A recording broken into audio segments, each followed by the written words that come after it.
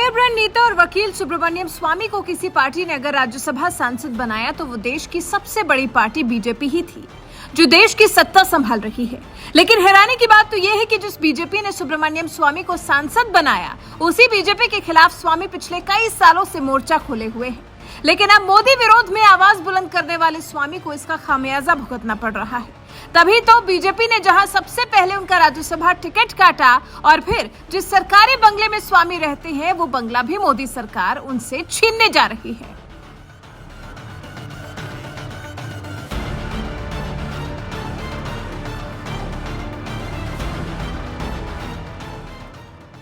सुब्रमण्यम स्वामी कभी बीजेपी के बेहद खास नेता हुआ करते थे, इतने खास कि जब उन्हें बीजेपी ने राज्यसभा सांसद बनाया था तो यही स्वामी साल 2016 में पीएम मोदी की तारीफ में कहा करते थे कि मीडिया चाहे जितना उन्हें उकसाए, चाहे कितनी भी आफत क्यों ना आए, लेकिन वो मोदी के साथ हैं और उनके हौसले की दाद देते थे।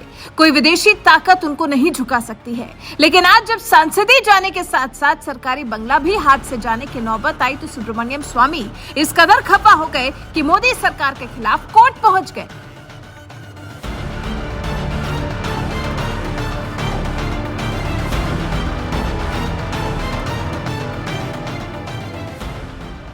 कानूनी दांवपेच के साथ साथ सियासत में भी माहिर सुब्रमण्यम स्वामी वैसे तो पिछले कई महीनों से मोदी सरकार के खिलाफ हमला बोल रहे हैं, लेकिन जब से सांसदी गई ये हमला और तेज कर दिया है, क्योंकि सांसदी जाने के बाद अब मोदी सरकार ने उनसे सरकारी बंगला भी खाली करने के लिए कह दिया है, क्योंकि जब वो सांसद नहीं है तो उन्हें सरकारी बंगले में रहने का हक भी नहीं है।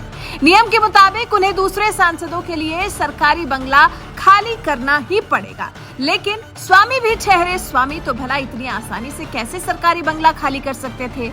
इस बंगले के लिए मोदी सरकार से ही भिड़ने लगे और एक ट्वीट में गृह मंत्री अमित शाह का जिक्र करते हुए कहा कि मोदी सरकार को मुझे सरकारी आवास अलॉट करने में परेशानी क्यों है, मैं नहीं जानता।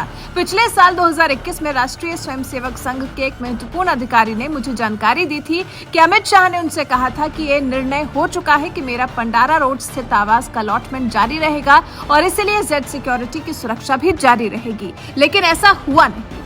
जिस सरकारी बंगले के लिए स्वामी मोदी सरकार से भिड़ गए हैं, वो सरकारी बंगला उन्हें तब अलॉट किया गया था जब वो राज्यसभा सांसद थे।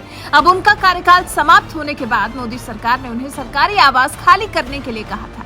लेकिन सुब्रमण्यम स्वामी ने सितंबर महीने में जेड श्रेणी के सुरक्षा वाले व्यक्ति होने की बात पर विचार करते हुए सरकारी आवास के आवंटन को जारी रखने के लिए दिल्ली हाईकोर्ट का दरवाजा खटखटाया था। मगर यहाँ भी उन्हें जोरदार झटका लगा, क्योंकि हाईकोर्ट की पीठ ने भी इस तरह की राहत देने से इनकार कर दिया था और उन्हें बंगला खाली करने के निर्देश दिए थे। पीठ ने कहा था कि स्वामी को मूल रूप से 5 साल के लिए ही इस आवास का आवंटन किया गया था, जिसकी अवधि अब समाप्त हो गई है। यानी अब तो उन्हें सरकारी बंगला खाली करना ही पड़ेगा।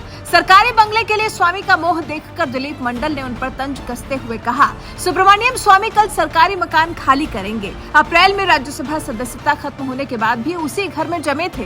कहने लगे कि जान को खतरा है, रहने दो। कोर्ट चले गए, जहां केंद्र सरकार ने कहा दिल्ली में आपका अपना मकान है, वहां जाइए, दे देंगे सुरक्षा। आदमी लालच में कितना गिर जाता है। सरकारी मकान बचाने के लिए स्वामी ने नरेंद्र मोदी और अमित शाह पर गंभीर आरोप भी लगाए थे। जिस आरोप की बात दिलीप मंडल कर रहे हैं उसके बारे में आपको बता दें, दरअसल स्वामी ने एक ट्वीट में लिखा था, मुझे उम्मीद है कि मोदी और शाह मुझ पर हरेन पंड्या की योजना नहीं बना रहे हैं। अगर ऐसा है तो मुझे अपने दोस्तों को सचेत करना पड़ सकता है। इन दोनों ने आरएसएस के सर्वोच्च अधिकारियों को भी झांसा दिया है। आपको बता दें, जिस सरकारी बंगले के लिए स्वामी मोदी और शाह से भिड़ गए, उस सरकारी बंगले की आवंटन की तारीख इस साल अप्रैल में खत्म हो गई थी। उन्हें साल 2016 में यह बंगला आवंटित किया गया था। स्वामी को उनकी जान का खतरा होने की धारणा के चलते केंद्र सरकार ने 5 साल के लिए दिल्ली में ये बंगला आवंटित किया था। लेकिन सांसदी जाने के बाद जब बंगला खाली करने का नंबर आया तो स्वामी मोदी सरकार के खिलाफ हाईकोर्ट चले गए, जहां मोदी सरकार ने स्वामी की याचिका का विरोध करते हुए तर्क दिया कि बंगला दूसरे मंत्रियों और सांसदों को आवंटित करने की जरूरत है। ऐसे में सुब्रमण्यम स्वामी को उन्हें बंगला खाली कर देना चाहिए। बहरहाल, आपको क्या लगता है, क्या स्वामी से सरकारी बंगला खाली करवाने का मोदी सरकार का फैसला सही है? अपनी राय हमें कमेंट कर जरूर बताएं।